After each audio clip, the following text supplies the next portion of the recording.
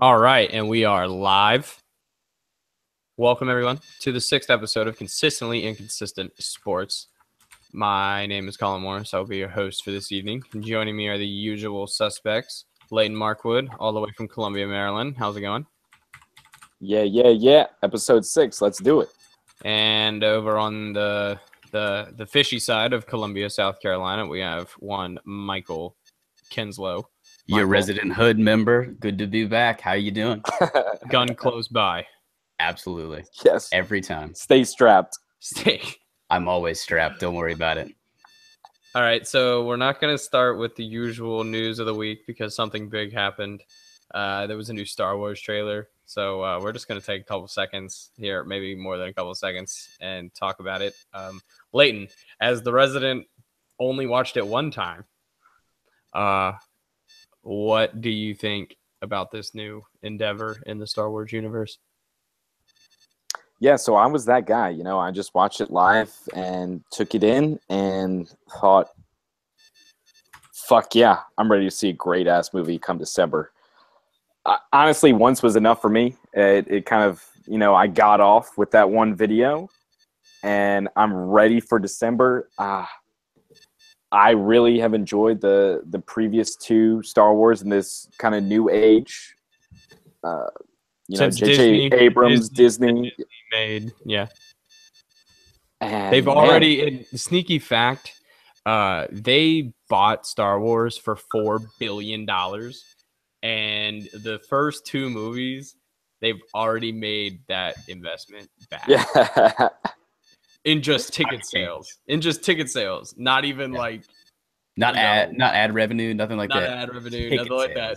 Just the sales. box office, the old-fashioned box office. Two movies, and now everything from here is in the green.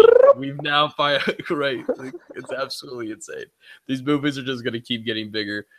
Michael, we have our tickets. We'll be there December 14th, 10:30 p.m. Solid seats. Couldn't get the IMAX, but we got the RPX. Hey, it works. We're ready. We'll see in the IMAX in the next week.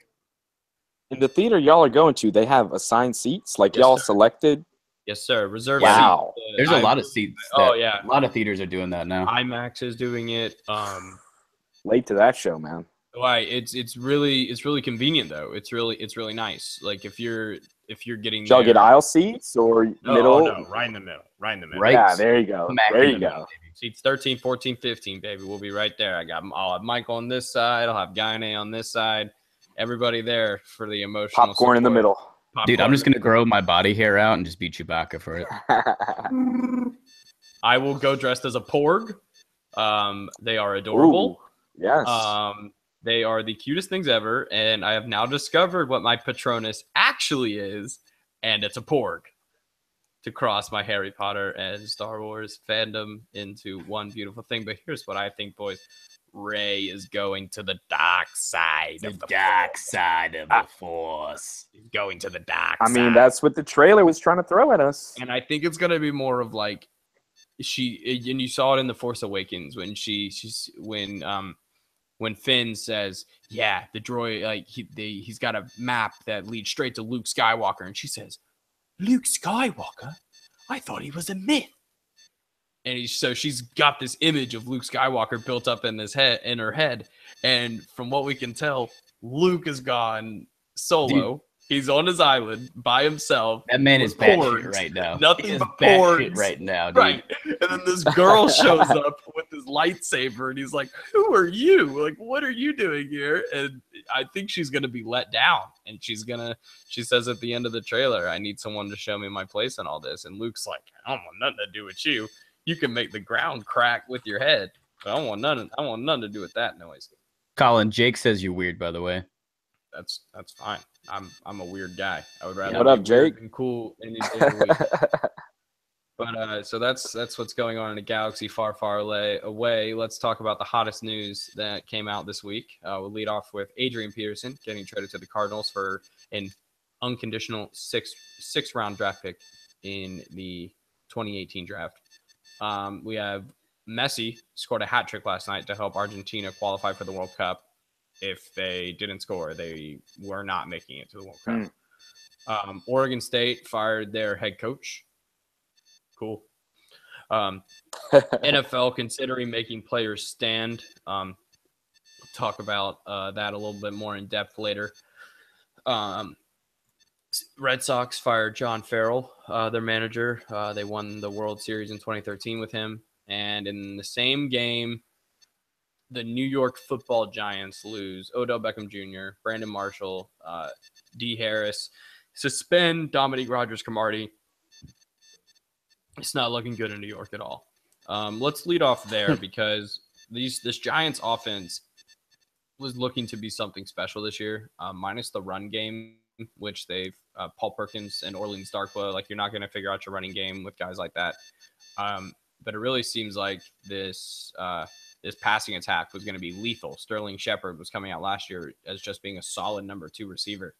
But then they added Brandon Marshall, who had the most red zone opportunities in the league over the last 2 seasons. And that's exactly what they needed, was somebody to pull off to relieve some stress off of OBJ.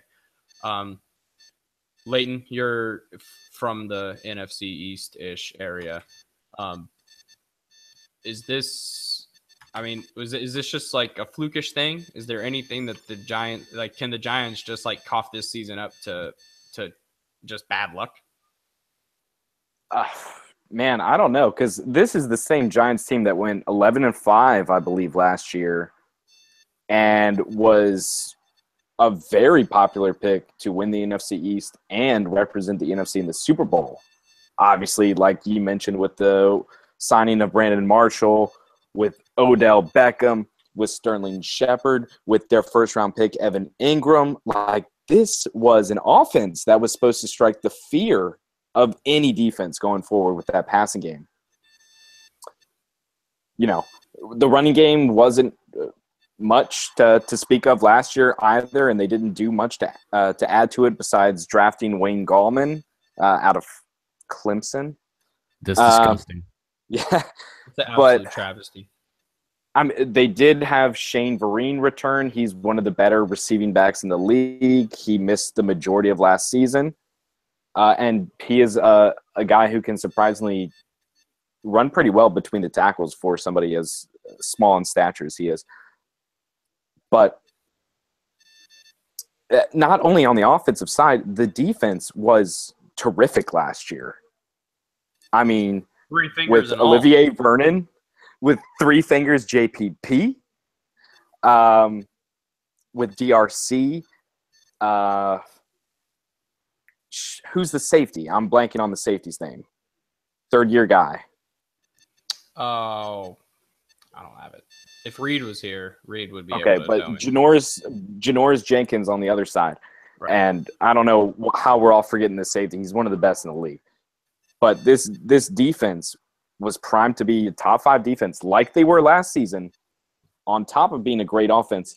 And they have just shit the bed in every single category, and it's because that offensive line is terrible. Are you talking about Collins? Yes, Landon Collins. Yep. Yes.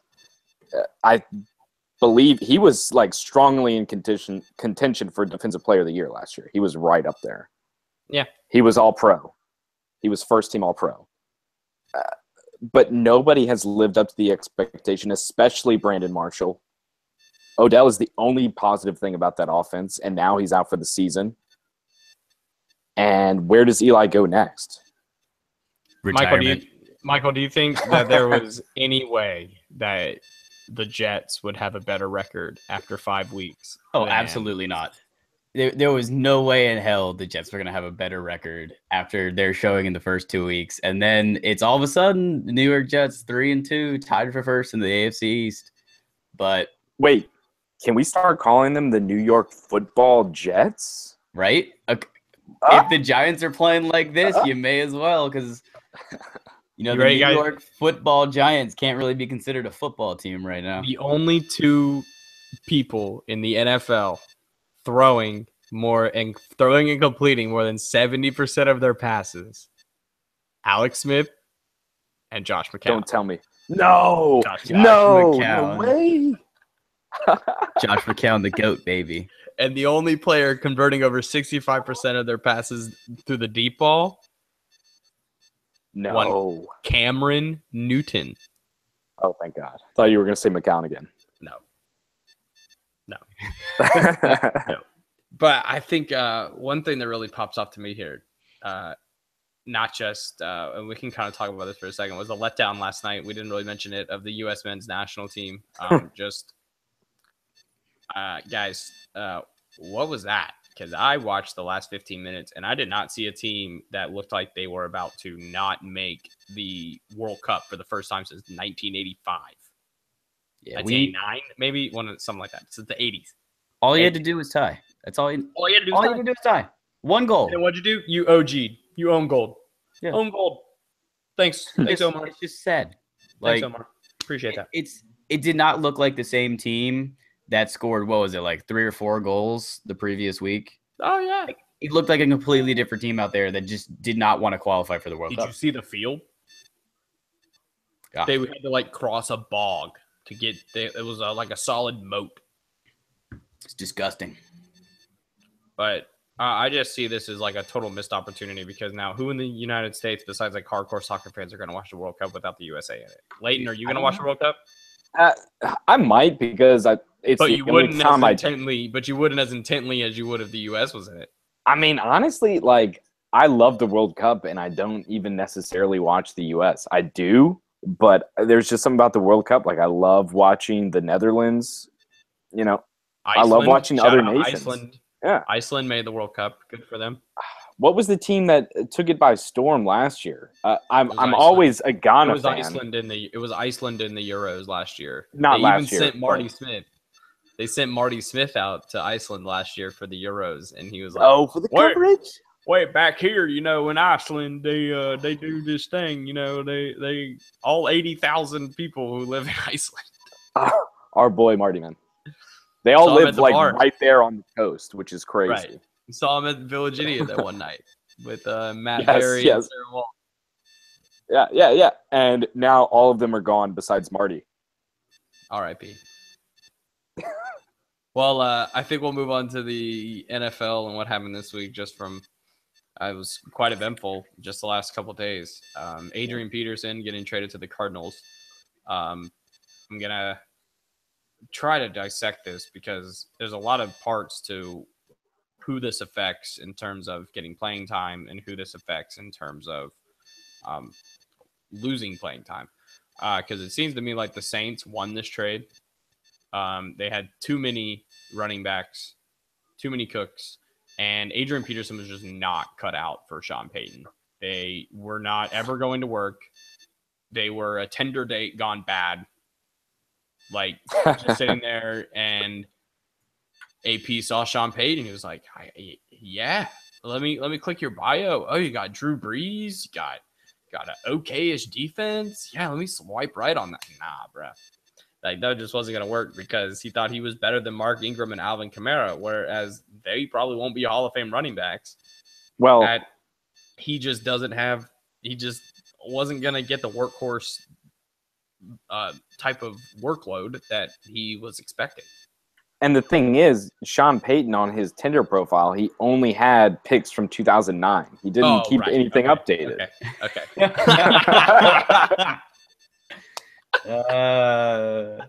was good. That was good. But now you're seeing, I think Alvin Kamara is probably going to be the best back in New Orleans by the end of the season, without a doubt. Well, Mark Ingram is going to go back to his old role of first 2 downs, and he's going to rack up 750, 900 yards on the season. He's going to produce. He's going to get that 4 yards a pop. And then Alvin Kamara, he is having a really productive season. He's going to catch a lot of passes out of the backfield. Duke Johnson. He's going to be but Duke is, I know, but in terms of their role, he's the new Reggie Bush. He's the new Saints Reggie Bush. Yeah, but they weren't really. Yeah, this guy I hated Reggie Bush in the NFL. It just never worked. He's a productive runner, that what he does in the passing game, and he can actually block well, which is key for a third down running back. That's a big help. Looking at winners and losers from this trade, there's 3 winners. Oh yeah, yeah. And Really, it's, really, it's Mark nobody- Ingram, it's Alvin Kamara, and it's Adrian Peterson because he's finally going to be a workhorse back in Arizona. He He's already basically, listed number 1 on the depth chart. I There's- think who else are you gets gonna give the ball? Well, I think he gets the role that Mark Ingram has now You're right. in Arizona With only Ellington only as having to worry third about down. Ellington, right? Only have to worry about Ellington being the passing down back, which I think that's a more suitable situation for him. Carson Palmer is probably somebody who he has a lot of respect for. Drew Brees, obviously somebody that he would have had a lot of respect for, but Carson Palmer is probably going to be a little better of a quarterback for him because Carson's never been the quarterback who does everything. Drew's always been the quarterback who does everything. So it's kind of hard for Drew to work in somebody new and have to worry about feeding all those mouths when he has to get his, what's been, as of the past couple of years, 35-ish attempts a game. But Carson is just fine with sitting back there and saying, "No, bro, you go right ahead. You can have this game. I don't need to bomb out." Yeah, and I think another big winner in this, both in actual NFL football and fantasy-wise, is going to be the Arizona defense. Oh, yeah. Because they're finally going to have some time to breathe. For real. That's, yeah. Unless Adrian really has lost it and, can't do even 3 yards a carry. But I'm hoping we see, the revitalization of AP and we see him back to getting upwards of 4 a pop. And finally, all the pressure is off of Carson Palmer and off of that defense, and Arizona can finally be a contender again. Michael, do you see this helping Arizona in the NFC West take out I can't believe I have to say this, take out the Rams and Seahawks, like come back and take some games away from them? I mean, they definitely could. AP, assuming he can come back and hold that, just kind of like Leighton said, 4 a pop. Doesn't need to be spectacular numbers, just enough to give the defense a breather every now and then. He'll be suitable. I mean, their offense is good enough if they can get that rhythm going. He doesn't have to be the guy to save the franchise. He just has to be the guy to work them through the kinks right now. And Can then, you imagine being Bruce Arians right now? right? It's like, I got AP on my team. 3 weeks ago, you were shitting your pants because you had Chris Johnson. Get your paint at Kerwin Williams. And Andre Ellington as your only running backs, and now you have Bruce, or not Bruce, sorry, not Andre Ellington, Bruce Ellington. You see what happens, and then you have AP, and I feel like Arians is just laying back, like big sigh of relief. Big sigh of relief. Like he can actually make an offensive game plan now, like a real offensive game plan. Like they can run in between the tackles now. I mean, oh yeah, that totally changes. They finally run in between the tackles. It's not just 2 scat backs that are going to go around the edge every single time. Okay, guys, now raise your hand if after Tuesday's news you checked the waiver wire to see if AP was still there. Because I most definitely did. Is it because I steamrolled you this week without my starting running backs? Steamroll now. I scored over 100 points. Shots fired. Shots fired. Still, I had my backup running back in, and I forgot to put Shane Vereen in, so I wasn't even starting a second running back. Chris Thompson did. Oh, you were going to put Vereen and not Joe Mixon? I forgot to put either of them. I was so just intoxicated from the Gamecocks game. Thank God we won. That I woke up late in the game. The first game had already started, so I didn't have a chance to switch them. Yeah. Cocky for a reason. Yeah, honestly, like watching those 1:00 games play out and looking at your lineup, I was still like, "Fuck, I don't think I'm gonna win this game." Dude, even before, it's like your quarterback, 2 receivers, all get 20+ points. You're feeling good. Hey guys. Yeah, I mean AJ Green just. I won. You finally won. I took revenge for my friend Leighton, one of my dearest friends. I took out one of his most just hated enemies in social life. I did it for you, Leighton. I did that for you. I want you to know.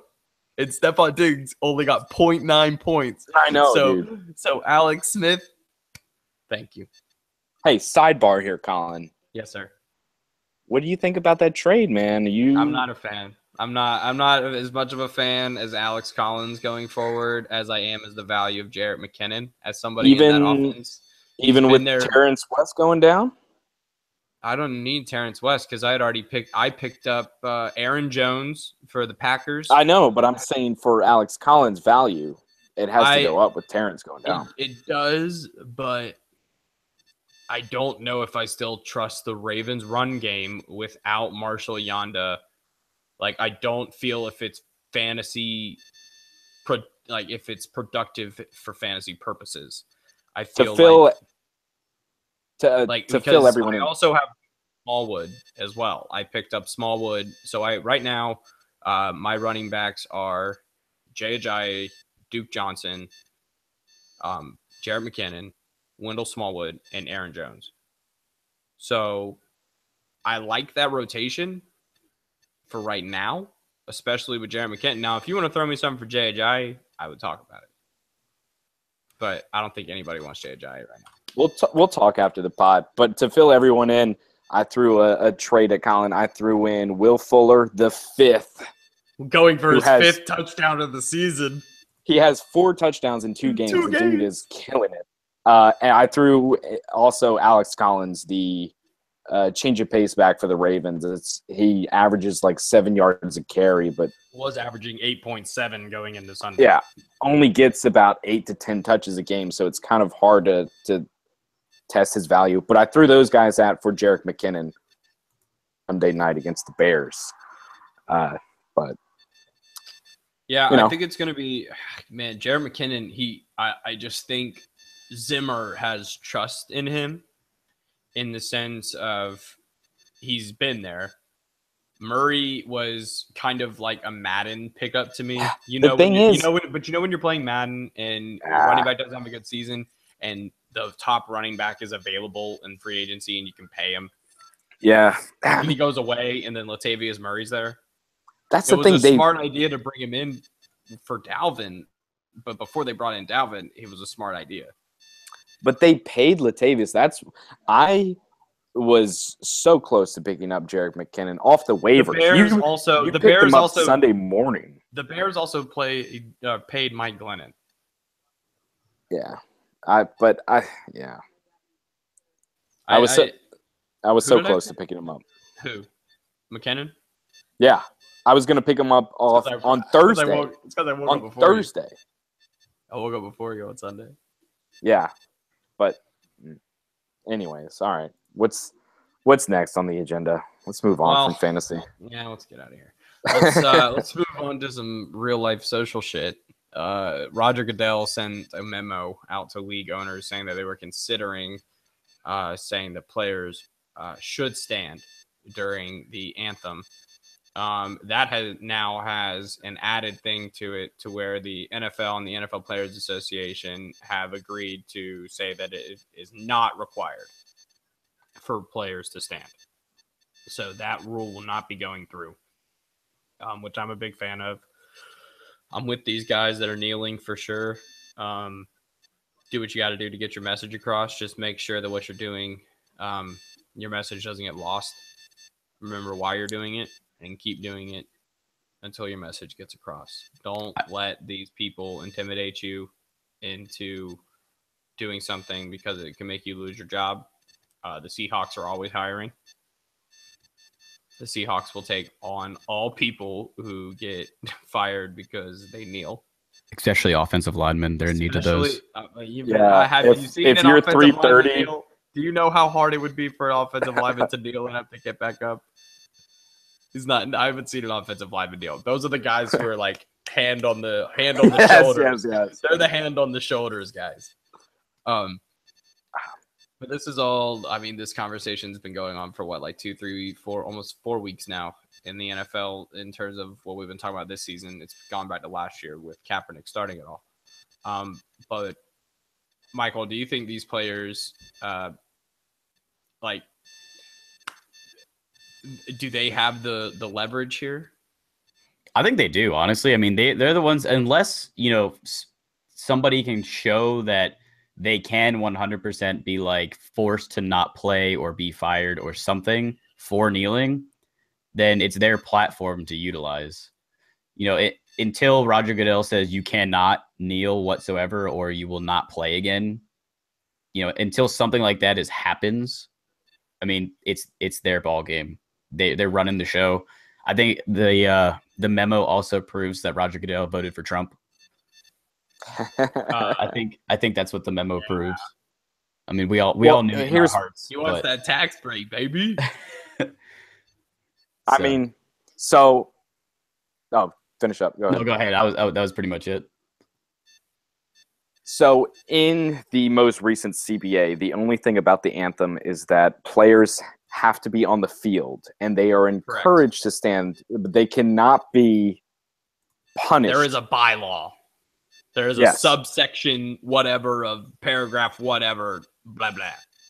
You can only be disciplined if you are not on the field during the national anthem. You can be. You can be. Doesn't say you will be. It says that is something that they can punish you for. See, there's legal jargon in all this. But they cannot punish you for kneeling for the anthem because you're still present. So they have no right. It's going to be, they're going to renegotiate at the end of the season.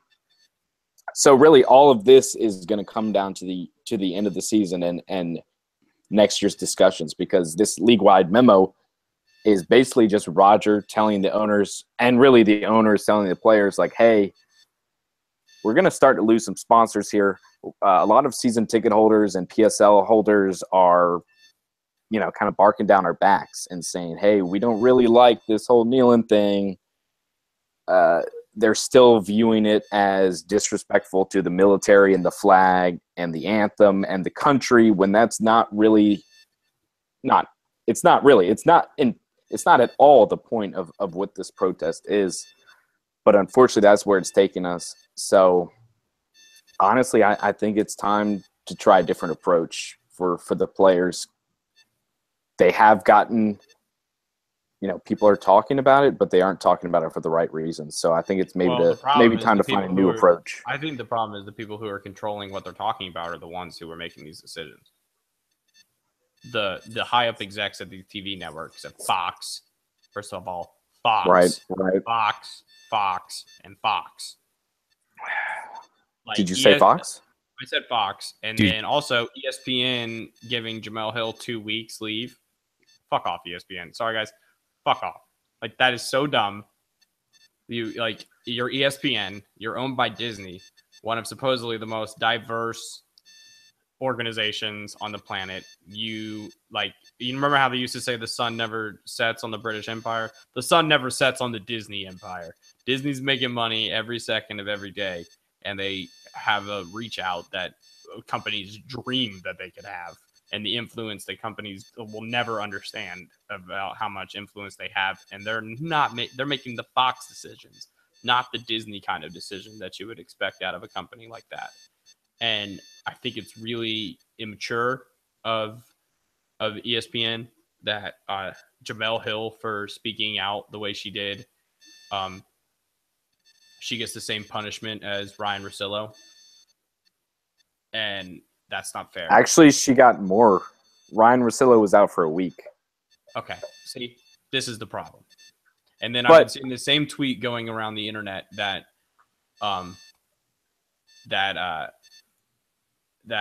sexual harassers, abusers, drug abusers, and all these people are still allowed to play, but the activists, the ones who are doing it the people who are doing peaceful things are still the ones who are not, who are the ones who are being scrutinized on. Who like Antonio Cromartie this morning was on Fox Sports 1's Undisputed with Skip and Shannon, and he said that he was released last year in before week 5, and they said it was because of his play.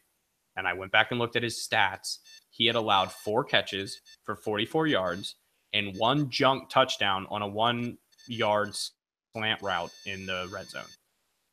And they said, and he knelt in 2 games, week 3 and week 4. And he did it peacefully. He talked to people beforehand that he did. He talked to everybody in his family, talked to his wife, and he did it. And then week 5, they said it was because of his playing. So if you're gonna just start to let these guys go, like a member of the Cowboys was let go today. Seriously? A cornerback. Oh, yeah. Oh, yeah. I did see that. Like Nolan Carroll. Yeah. And Dominic Rodgers-Cromartie just mysteriously left the Giants today. We'll learn more about that tomorrow. Apparently, that one was more of a fight between him and McAdoo. Yeah, he left the team meeting. Like, he was in the meeting, got in a fight, and then they suspended him or something like that. Gun to Baltimore. We don't need corners, man. We got that on lock. Yeah, Humphreys is actually showing out. Yeah. But I think that once real punishments come in, like after this, like, because this is the kind of how this is where we're at in all things, because we have so many things that happen in our world now because of how fast and how rapid, this whole Trump thing has made news, that like everything is news. Everything that we do is news. The cycle has gone from a story being able to carry 5 days to a story being out for 5 hours, and then something else happens and we forget about the story that just happened. Yeah. And is this kneeling thing going to be another one of those things that just goes away in the next couple of weeks? By the time we get to the halfway point of the season, everybody's standing up. It's not going to be a thing, and they're not even going to be talking about the kneeling anymore. I think if these guys really want to get their message across, they keep kneeling and they don't stop. I don't see these teams like coming down if Dez Bryant decides to kneel. You think Jerry Jones is going to cut Dez Bryant? No. Jerry Jones is going to cut Dez Bryant. Zeke and Dez take a knee. Yeah, exactly. If Gerald McCoy decided to take a knee, you think the Bucs are going to release Gerald McCoy? Absolutely not. These guys who have the power needs to be the ones who are leading this charge. It cannot be and no offense, it cannot be your secondary taking a knee and you see the whole secondary kneeling together and the best player in your secondary is Dominic Rodgers-Cromartie, or like Landon Collins. Like it has to be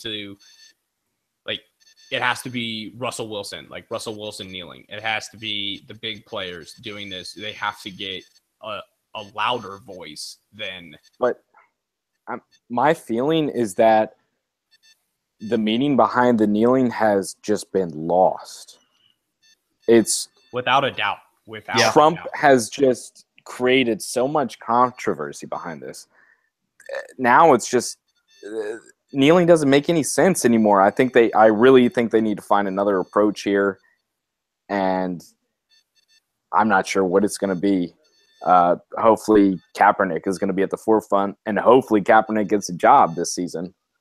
And then there was the report that came out. There was like a fake report that somebody put out that said he would stand if he was hired, and then within an hour he was like, "This is false." This is hell no. Yeah. Like whoever wrote this should be fired. But I think that's good bit of talk touching on that, and we'll move into some more fun talk.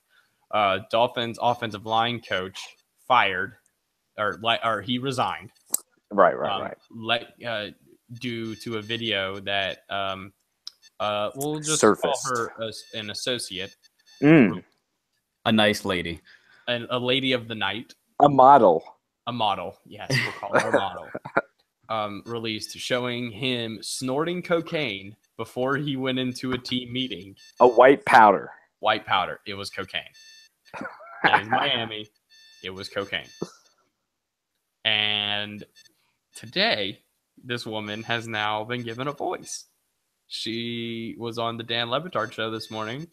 Leighton, why don't you break down what happened on the Dan Le Batard show this morning? Yeah, so via phone, and basically they just kind of said, "Hey, tell us the story." And Dan and Stu Gatz just sat there and listened in awe to what this woman had to say. So basically, breaking it down was Chris Forrester, the offensive line coach for the Dolphins, was in a city in California during the preseason. They were playing the Chargers, I believe. It was when the Dolphins moved to California for the. That's right. For Irma. For Irma. Yes. They moved to California to get some And practice reps in. This guy just needed a girl to snort cocaine off of, and Yeah. now you don't have a job. So literally, he called the escort service or whoever she is affiliated with and requested somebody that he could do blow off of her tits. That is how they met. Nice. That's better than Tinder right there. At least that story you can tell you kids. His Tinder bio was, "Have you seen the first scene of The Wolf of Wall Street? This is what I need." So that was less than 2 months ago. Fast forward to today. And then Dan asked her how she would describe their relationship, and she said they were dating. So that's date one, I guess. Do you call that the first date? Doing some blow off some tits? Date one. That's date one right there, baby. That's the creme de la creme. It's like that episode of South Park where Timmy goes on the date with the stripper. And he's like, "Oh, that's really interesting. Please tell me more." This guy's just sitting like, "What? It's so weird." This story just came out of nowhere to me. Like when it came across, and I was like, "Oh, I have to find this video." Dude, I watched that video as soon as I heard about it. As soon as I just found Twitter. Thank you, Twitter. You are the lifeblood of the internet. And I can't believe this didn't make it to the top of Reddit because the way it was on Reddit for a long time. It was? Okay. Yeah, it was. That's how I saw it. He was real sultry about it. He was baby. Oh, baby, Right. I need to snort some of this off of you. Like, dude, you are a He needs a life I coach, miss you man. so much, baby. Oh my god, you need help. But Yeah. so she says all this, and then they're like, okay, well, was this premeditated? Like, had you already planned to out him? How does this relate to your activism? And she said, to be honest, whether or not he sent me this video, I was going to go ahead and film him doing it and release it to the public anyways, because this is something that needed to be seen. That kind of caught me off guard because her whole purpose behind releasing this to the public was to show the differences between the predominantly black players in the NFL taking a knee and taking a lot of flack in the media and the public. And then, in her words, the privileged white male who makes upwards of $2 million and who's supposed to be a leader of men, which he is. He's an offensive line coach. He is one of the highest paid was one of the highest paid assistant coaches in the league. As somebody who can just do some blow before going to a meeting. One thing. Did this guy coach Richie Incognito? That's a good question, man. We might have to look into the Michael, can you look that up for me real quick? I'm gonna Google that real fast. See if Incognito was on the team. So look at like 2013 offensive line coach Dolphins. Because that would be 2 peas in a there's pod. no way 2 peas in a pod right there. Like, I mean, this guy was like, "Oh, I heard Richie's got a great blow connect. We got to get Richie on the team. I just lost my plug. I got to get a new plug." Dude, all right, I'm looking it up right now, dude. What I want to know is if it was Rick Pitino's escort service. Oh, That's what I want to know, dude. No, those ladies were straight out of Louisville. Those were homegirls. From what I remember when that story came out, those girls were like straight out of Louisville. Like the girl was like handy with their barber. Like that I think was how the connection was originally made at Louisville. Was that the girl who was running the whole thing was friends with the team barber. And then I guess that was how the connection got formed between whatever was going on there. Way to go, Louisville. So the offensive line coach was apparently a guy named Jim Turner in 2013. Well, Damn. worth a shot. So they don't seem to have overlapped in Miami. Damn. Well, as fun as that sounds, there's a team who surprisingly has it worse than the Giants or the Dolphins, which the Dolphins are okay. Really? That would be the Cleveland Browns. They are garbage. They have benched Deshaun Kaiser, and they are starting Stanford's own Kevin Hogan. Have we not seen this movie before? I feel like I've seen this movie. Like, is this just a rehash? What they call it, a remake? It's just a remake of the Cleveland Browns from last year. Yeah, and the year before, And the year before. It's like, have you seen that picture of the one girl Browns fan who's got the quarterback jersey and she just adds a name on her? That thing's up to like 30 names in the last 5 years, something like 28. That. It's insane. And go ahead and cross off Kaiser and write down Hogan right underneath. Yeah, right. That. It's gonna be insane. What's crazy is that the Browns seem to have the same standards as the New England Patriots for quarterback play. You suck. Sit. You're out. We'll get a new guy in here. One bad game. Get the hell out. Like, do they not realize where they are? You have no say. You passed over Deshaun Watson. You passed over Carson Wentz. You passed over Marcus Mariota. Like, guys. Like, what are you doing? You drafted Brandon Weeden. Yeah. You drafted Brandon Weeden. Then 26 years old. Brandon Weeden. Did they trade up to draft Brandon Weeden too? No, he was like the second they had. He was the 31st pick in that draft. I think they had two first rounders. They traded into the first round. Yeah, I thought they traded into the first round. But they traded into it for a third time. Yeah. I am really disappointed because this was a Browns team that I thought could really surprise a lot of people. I was expecting upwards of 4 wins. I think they had a good draft this year, including Kaiser. I think Kaiser can be an okay quarterback going down the road. Myles Garrett had 2 sacks in his season debut. First play, first sack. Yeah. First play, first sack. That's a cold hard fact. Nope. I don't have a Coors. I don't have any beer. I don't have a Coors on me right now. Well, they didn't give us any money from last week anyway. So yeah, I haven't got an email yet. Yeah. But yeah, I really thought this was going to be a 5-win Browns team. Kaiser, I think he got pushed into the starting lineup a little too quickly. But Colin, you and I have a little bit of insight on this because we saw Hogan play week 2, and he kind of tore us up a little bit. Threw a nice little touchdown pass into Seth DeValve, and looked really efficient in there. He ended up throwing an interception as well. But he kind of Kevin Hogan's a good quarterback. Like Kevin Hogan has played. I don't think it was a bad idea. I just think I think it should have been a week 1 idea. Yeah, right, exactly. Like the Browns need. He knows to the system. He's been there. He's been there for 2 years. Right. He knows Hugh Jackson's system. Kai's acclimated into it. This is a much more talented Browns roster than we've seen in a few years. Especially on the defensive side of the ball. Like the defensive side of the ball, they look like the Jags did like 2 years ago. They're a good football team on the defensive end. Like if they what they don't realize is how frustrating this is to anybody who even gives a slight shit about them. Like it seems like it seems like they're not even playing Madden. Like they're not doing they're just moving. They just don't care about the quarterback position.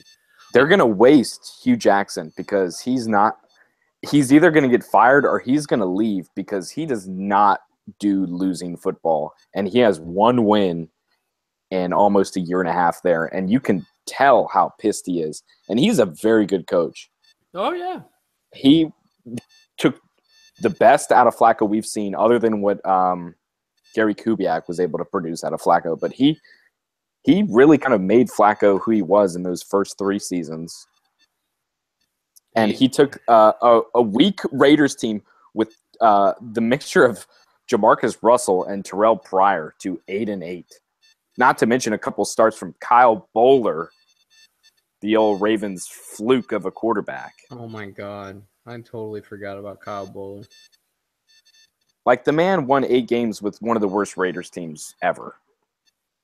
He's a good coach. He's a great coach. Like, the Browns are lucky to have him right now. And like you said, Leighton, they're going to waste him.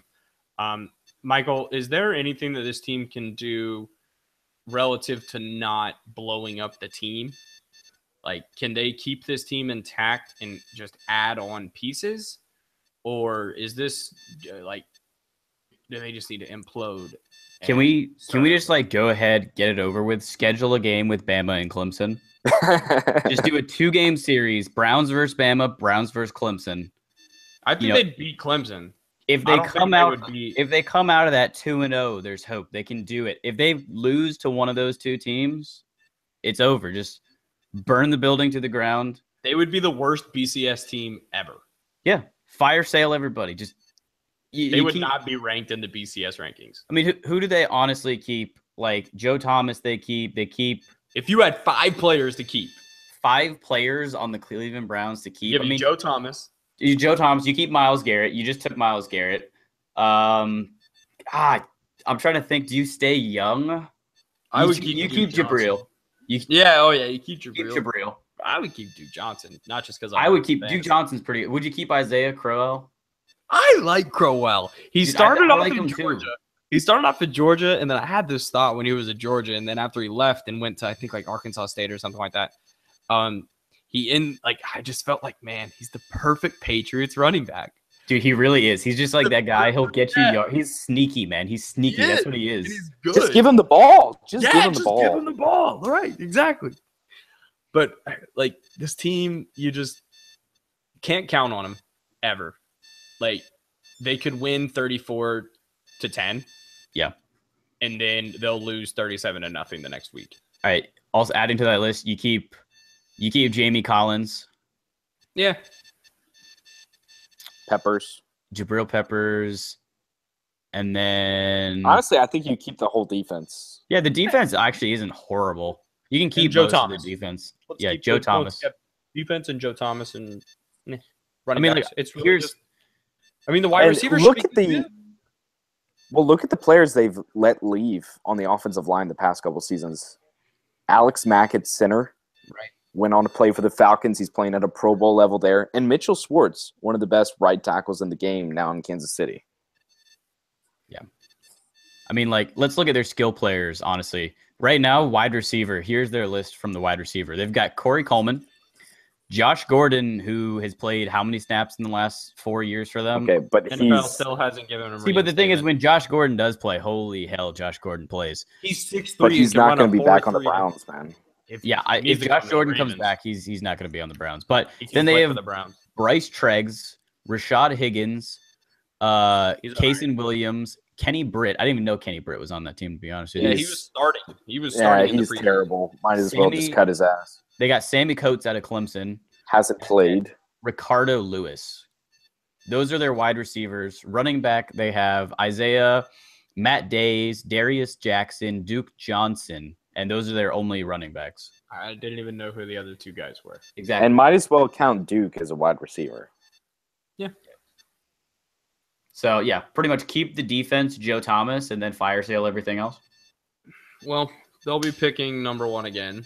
Most likely, yeah. Unless the Giants continue to just implode. And they'll find a way to mess it up. That's just the end. That's the thing. The Browns are going to win like 4 games this year just so they don't get the first pick. Oh, yeah. It's going to happen. They're going to screw it up for themselves. And then they're going to trade out of the 4th pick. Right? And then they're going to pass like 3 years down the line. You're going to look back, be like, and they passed on another like top quarterback. Like Rosen would fall to them at like 10. Yeah. And they still don't. They're going to trade back. They trade back.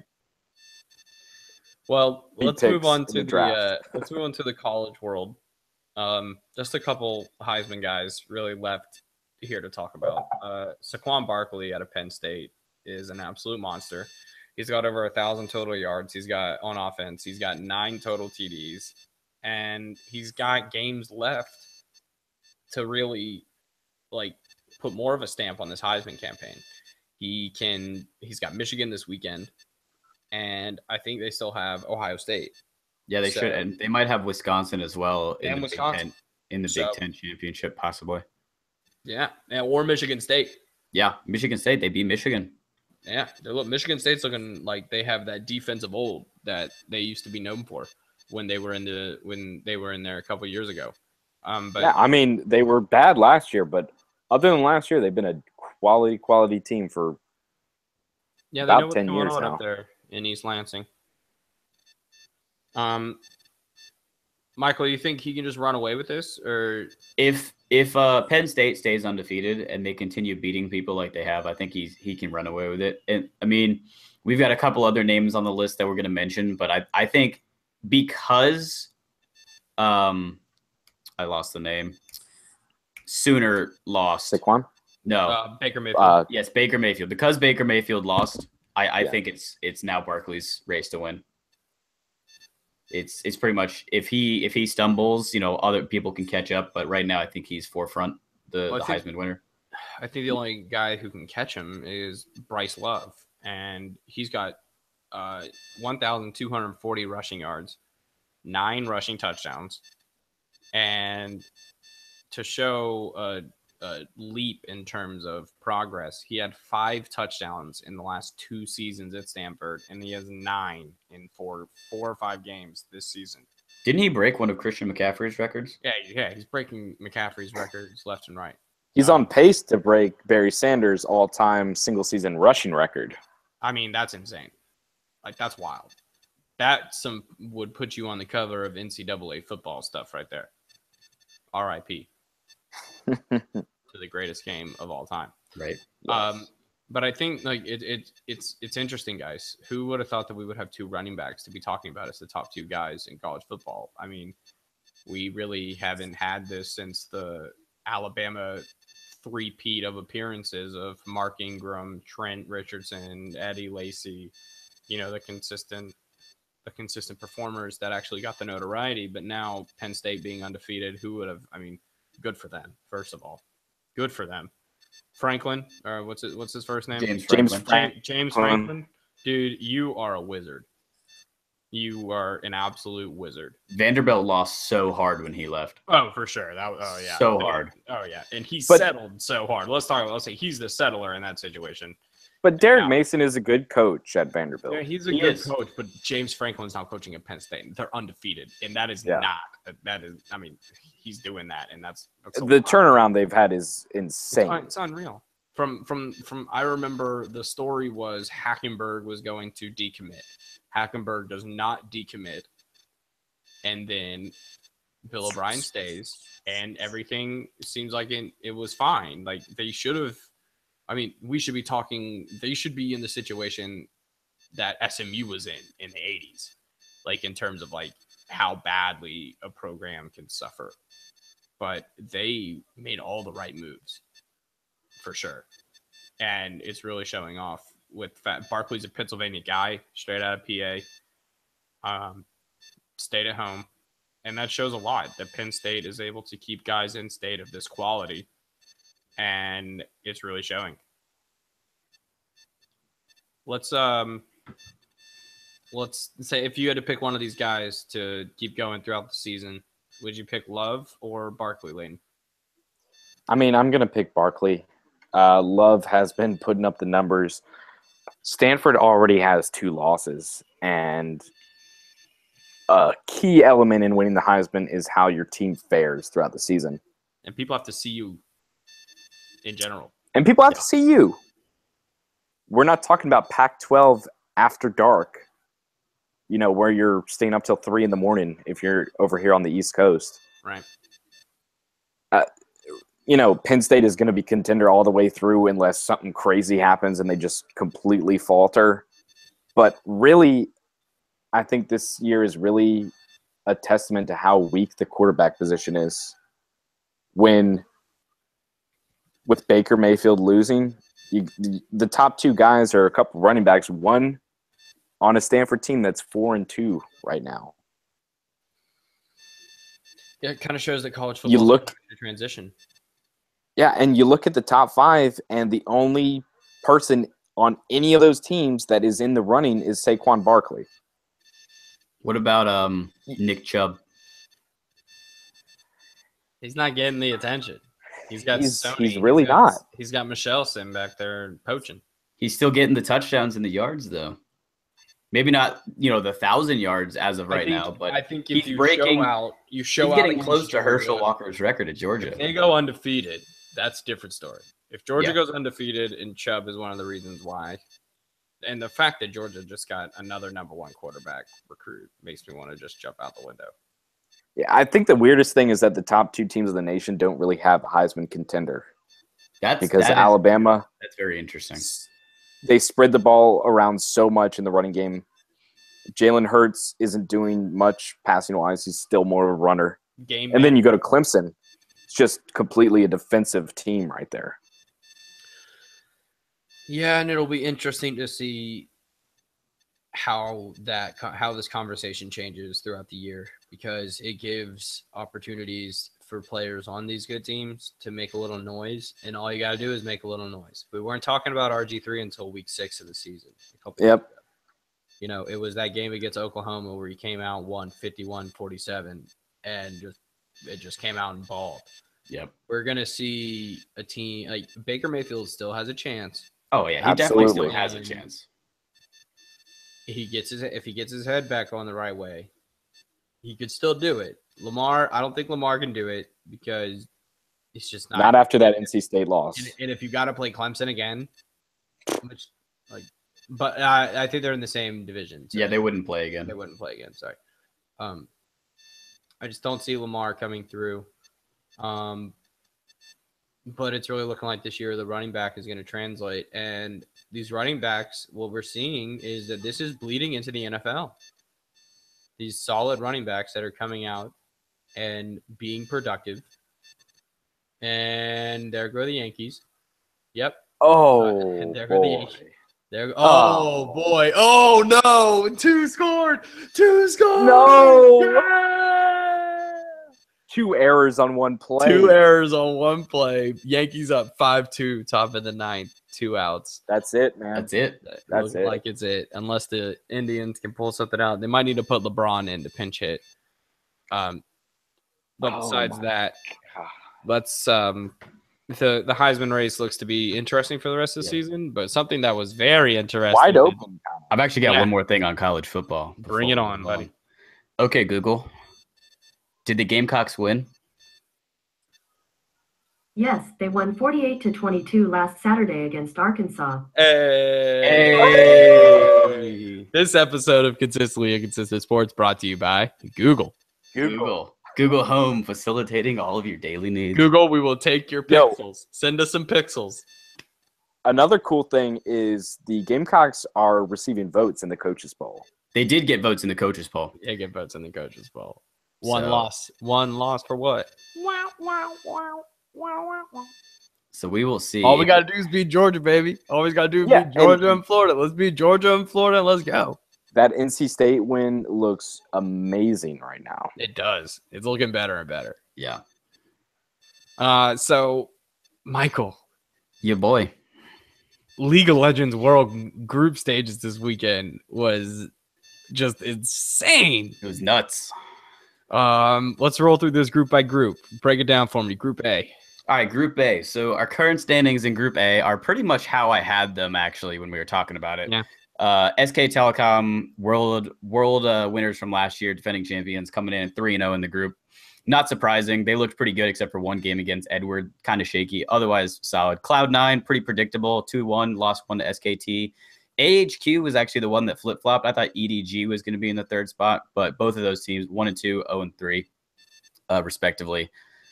Group B, Longju Gaming, number 1 seed out of Korea, currently 3-0 like I predicted.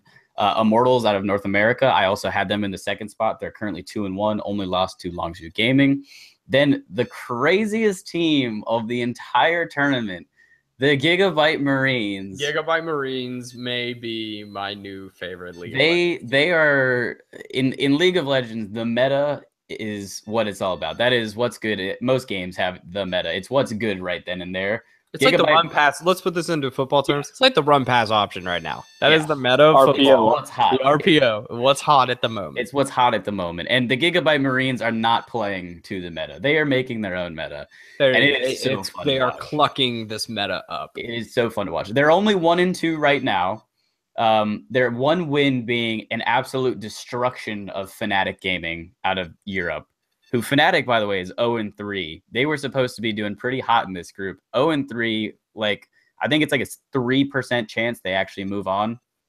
Is the statistic I saw. But the Gigabyte Marines, keep watching them. We got 3 more games for everybody. So 3 more games of craziness could get pulled out by the Gigabyte Those Marines. are tonight, right? Aren't there some tonight? Yeah. So the Group B, the one we're talking about right now, actually plays tonight. They're the first group to play tonight, starting at midnight Eastern.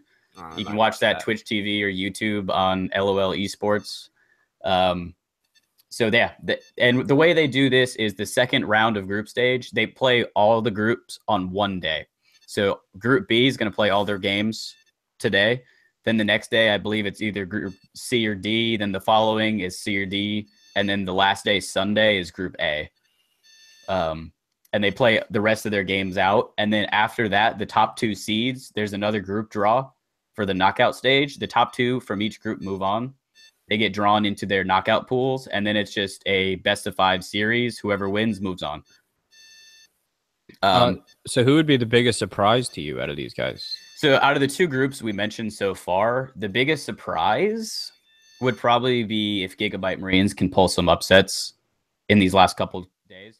These 2 groups are pretty much playing out as expected. Longzhu Immortals from Group B, and then SKT Cloud9 from Group A. These were 2 of the easier groups to predict out of the tournament, just with 2 stronger teams and then 2 weaker teams. It's pretty easy to pick. But if you look at Group C, this one is probably the most interesting group. The clear favorites right now are RNG and Samsung Galaxy, the Korean 1 or 2 seed, and then the Korean 3 seed and the Chinese 1 or 2 seed. And then G2 Esports, the Kings of Europe, are 1 and 2 in this group. The EU is not doing too hot right now. The craziest thing is the 3rd seed from EU, Misfits Gaming, who is supposed to be worse than most of the play-in groups, like the play-in people, like 1907 Fenerbahce. They're 2 and 1. They're the only European team with 2+ wins. The other's Fnatic at 0 and 3, and G2 at 1 and 2. So Group C currently plays out RNG 3 and 0. They actually beat Samsung Galaxy. That's big for RNG because the Korean 3 seed was in the finals last year.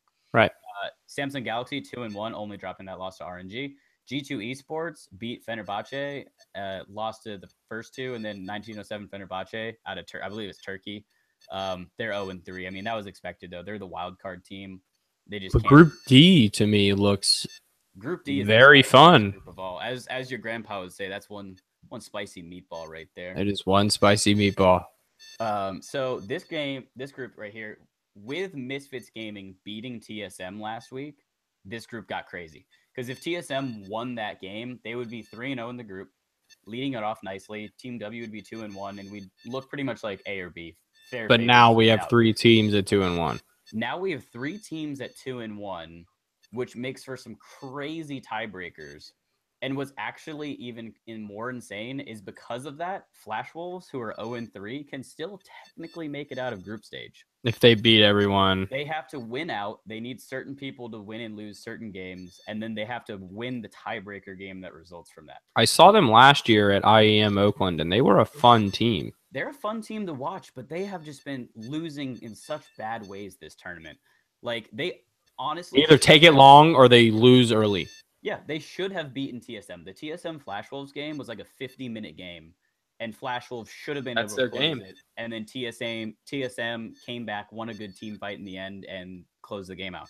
So Flash Wolves just had not had great showings in this tournament, which is surprising, honestly, from that team. But this is going to be the most fun group to watch in terms of the next couple of days. They play Saturday is when all those games play out. Specifically, look for the TSM WE and the TSM Misfits Gamings. Those are TSM has to win those 2 games to move on. If they lose either of those games, they're in jeopardy of losing out of the group stage. So NA fans are going to want to watch Saturday to watch TSM get out. Sunday for Cloud9, and then tonight is actually when Immortals plays for NA. So that's pretty much the rundown of what's going on in the League of Legends World Championship right now. And a slight throw in from me. Just a couple bits of news coming out of the Overwatch League. They've named a couple teams, so we've kind of made some progress from where we talked about it last time. Dallas has named themselves the Dallas Fuel. and Shanghai will be the Shanghai Dragons. Also, Cloud9 just released their whole Overwatch team a few days ago, and they will be the main team out of London. They are the team who is populating that squad. So this whole thing's kind of moving. I expect a big announcement at BlizzCon. The big Blizzard, the game developer who created Overwatch, also created StarCraft, Diablo, World of Warcraft, and Hearthstone, has their big convention the first week of November, and I expect some big news out of that. That will probably shock some people. We're probably going to see a TV deal. With all the money and people, San Francisco had a big turnout for their Overwatch League. They had a big meeting that had Shaq show up, that had Jennifer Lopez show up. I mean, these are big people who put in their names into this Overwatch money pot. And also another bit of news that they're going to be putting skins into Overwatch. That's just ways to make your character look different that go with these teams. So they're already finding ways to merge, like they do this in League of Legends, Michael, right? They do world skins. There's world skins for whoever wins worlds every year. So right. SK Telecom for League of Legends technically is one of the largest skin lines in Legends because they've won the world championship 3 times. So, well, we can move on into the baseball portion of the show. We'll start with the NL. And maybe by the end of this, the AL will be decided. So we'll start off with the Dodgers. Just rolling the Diamondbacks. It really wasn't close. That it seems like that game against Colorado probably took a lot out of them. And then, like we've been talking about, the Dodgers have just been preparing for these playoffs to come in and just be the Dodgers that we've already, grown accustomed to watching over the season, minus that 22-game skid. But Leighton, these Dodgers look to be a contender. Which of the other teams do you see them faring the best against? Well, the crazy thing is that the Dodgers swept this series with relatively poor starting pitching. They did. Kershaw wasn't great. Was it Darvish that started too? Darvish wasn't great, and then Rich Hill was actually their best starter in Game 3, but pitched minimally. And then, of course, they're going to be playing the winner of tomorrow night's Game 5 between the Cubbies and the Nats, who won a brilliant game today.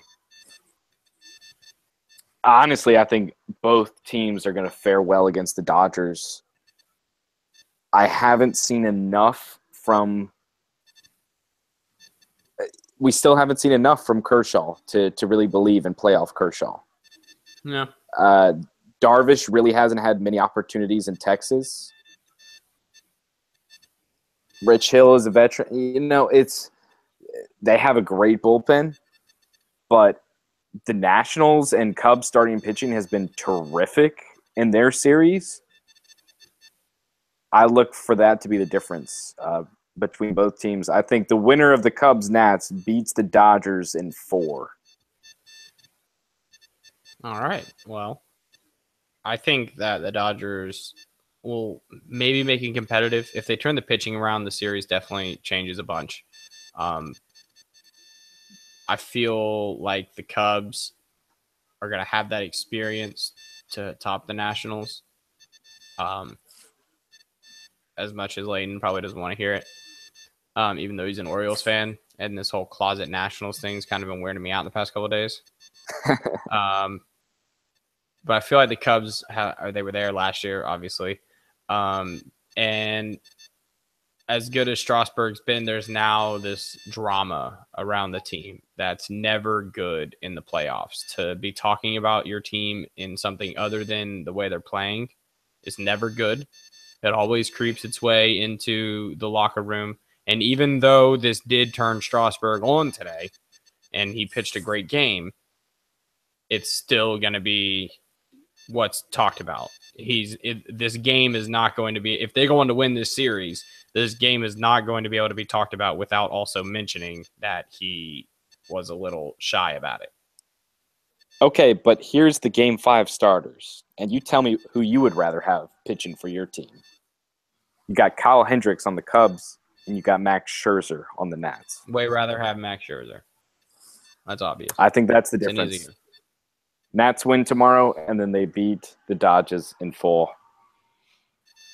Well, Michael, do you think the Dodgers just take this, or do you think that the Cubs or Nats come in and say, "Mm-mm"? I think, first of all, the Nats aren't going to win tomorrow because it's a Washington sports team. True. That's So- But true. it's not the title game. It's not the title game yet, but they But also it's still don't a have a big moment. history It's of the biggest protecting- game they've been in the last since they were the Yeah, since it's- they were the Expos. The Cubbies have to take it home tomorrow to keep the Washington sports curses alive. But I think whoever wins that series does, like Leighton said, beat the Dodgers. How many games? I say it goes 4 or 5. The Dodgers look too good against the Diamondbacks. Little shaky on the pitching, but otherwise pretty solid. For a very good Diamondbacks team to look bad, lose 3-0. So I think it'll be a 4 or 5 game series, but I think Cubbies or Nats, whoever takes it, will take the Dodgers and then move on. Yeah, I mean, we could talk about starting pitching as a whole these playoffs, and really, unless you talk about CC Sabathia, They haven't won Max them games. Scherzer, Steven Strasburg, They've not been the deciding factor in these games at all. they've been frankly terrible. Right. What was the average first inning ERA? And the ERA for the whole playoffs, it was like 28 runs scored in the And first the inning. average starter is going around 4 innings, That's probably terrible. a little bit less. Yeah, I mean, We how gotta- many games have we seen this playoffs where it's three runs per team in the first? That was Right, 2 or 3 Right, games in it a just row. bang, It's bang, insane. bang. Insane. So The amount of home runs tonight, even. For real. But we'll move on to the AL. We got 2 outs to go for the Yankees to wrap this up, but we'll lead off with the Astros. Make that. That's it. Oh, he got on. All right, 1 out left. Oh, dang. I thought he was going to get that. I did too. I thought that was it. Mm-hmm. Well, we got 1 out left, so we can roll into the Astros. Who do they play? The winner of this game, No, who do the Astros play? Boston. Right. Oh, right. Sox. No, it was 3-1. They won in 4. They won in 4. Boston won game 3. Yeah, the Astros are really just looking like that team that you don't want to play right now. Ha. At all. Justin Verlander might go down as one of the biggest free agent pickups of all time. Yeah, I forgot. We were talking about the poor quality starting pitching for the playoffs. I forgot Minus to the mention. Astros. I forgot to mention Justin Verlander and Dallas Keuchel. Both of them had very good starts and were a huge reason why they went up 2-0 on the Sox. Chapman's out throwing 100 again. Crazy. He's up Yeah, to Reds- 29 pitches though. Yeah, and I was really talking about the Red Sox and their depth, and it just didn't show up at all. It really We were talking about that. it was just really disappointing. I thought it was going to be at least I thought it was a for sure Game 5 series. Just in the sense of how talented the Red Sox are in hitting and pitching. Yeah, and we were kind of talking about what they were going to do pitching wise. We correctly predicted Sale to pitch the first game, which he was terrible. But then both of us were kind of talking about David Price maybe taking them out in game 2.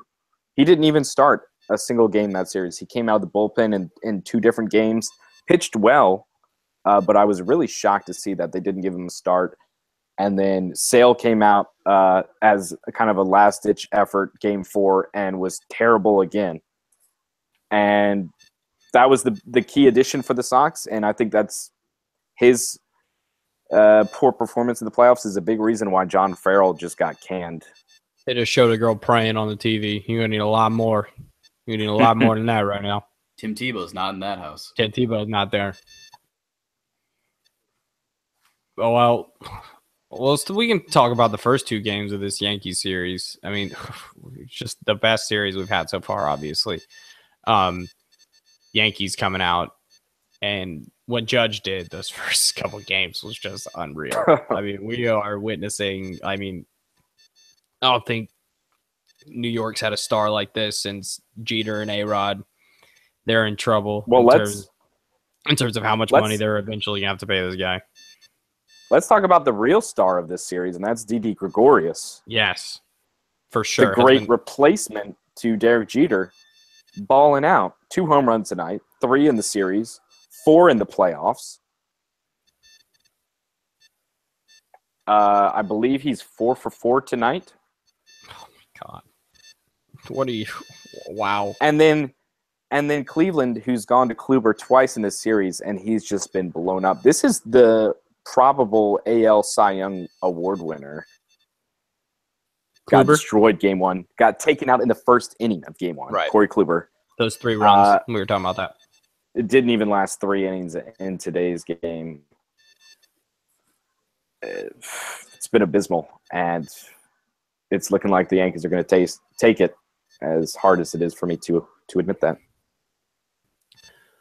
Yeah, and we might just be able to assume. I mean, I don't want to assume just because it's sports, but I don't want to make everybody sitting here wait till the end of the game with us. But it might be. No, we got 1-2 pitch here. You got live baseball coming to you on YouTube. I mean, the Yankees Astros. Then we can move on to that conversation. Do the Yankees have a chance? No, they don't. I don't know, man. Unless they Judge, just seem super resilient. Yeah, right. Like you can knock them down, but then they'll get up the next night. Judge, Gregorius. I mean, they've still got Chase Headley back there. CC Sabathia. Yankees win. It's official. Yankees won. Obviously, the back end of that Yankees bullpen is spectacular with Aroldis Chapman as the closer. And then, I don't know why I'm blanking on his name, but they acquired him from the White Sox. I can't tell because they don't put names on the back of their jerseys in New York. Big-time home run hitter up in Chicago. He almost won the Derby a couple years back. But well, as the Yankees get ready to put their goggles on and go to their plastic-covered room and douse themselves in champagne like all men aspire to do, we'll call this a night. Boys, it's been a pleasure as usual. Actually, one more thing. Give me that one more thing. All right, boys. What the fuck is Florida doing with these uniforms they just came out with? Oh, please. Did you see these? Please. No, I did not. I'm gonna send you a link. All right. You seriously haven't seen these things? no. Oh yes, there they are. Oh God, they are literally an alligator. Oh my God, no. What the fuck were they thinking about this? No. This is bad. Yeah. This is very, very bad. They're horrible. They literally tried to make their players look like an alligator. And let's show this so all the people at home. Please pull this up because when I first saw this on Instagram, ESPN's Instagram, it blew my mind. Okay, so here's the jerseys that we're talking about, everybody. Oh boy. There you go. Wait. There you go. There we go. Okay. Trying to maximize. Look at these. This is on swamp green with what looks to be gator scales on the shoulder pads. Yep. I can't even with these guys. Like, I can't even. Any I just got the Yankees guy's name. Came to me. Todd Frazier. Yeah, for him in that series. Swamp green jersey with an alligator skin print pattern. Yeah, these can go right back to whatever hellhole they came from. The helmet looks cool. These can go back to I think whatever. the helmet's fine, but my God, where did they dig those up from? Like the jersey. Are they a Nike school? They are. Hell yeah, they're a Nike school. Do you think Nike's Under Armour just- would make something like that? Nike's trying too hard these days. They're trying Dude, have you seen the cleats? The cleats are the worst. Ugh, it's all the worst. Just scales. Anything Florida. If they wear those when they come to us, I hope we It's over. steamroll them. Yeah. I hope we steamroll them. We're probably gonna whip up those whites with the tail feather logo Dude, on I the hope side. we do, just to make them look even worse. Let's white out. Let's do a white Oh, out. White out with the Ooh. tail feather. Oh my God, Yeah. that would be so clean. All right, we This got week- it. This week on Uniform Talk. Right? Right? We're gonna have to end this call because I gotta go rub one out after that thought. Well, that'll do it for this 6th episode of Consistently Inconsistent Sports. I'd like to thank everybody in the chat room for joining us. I'd like to thank my fellow co-patriots here, Layton and Michael. It's always a pleasure getting to know you guys. You can find them at Layton Markwood on Twitter and at Chunky Taco on Twitter. We don't need to shout out Instas because we don't need to do that. You don't need to see my life. Nah, you don't need to see you can see what I look like right here. If you want to see our beautiful faces, come back again next Wednesday, everybody, for another episode of Consistently Inconsistent Sports. And as always, go Cox. Go Cox. Go Cox, baby. See y'all next week. See you next week. Take it easy. Peace.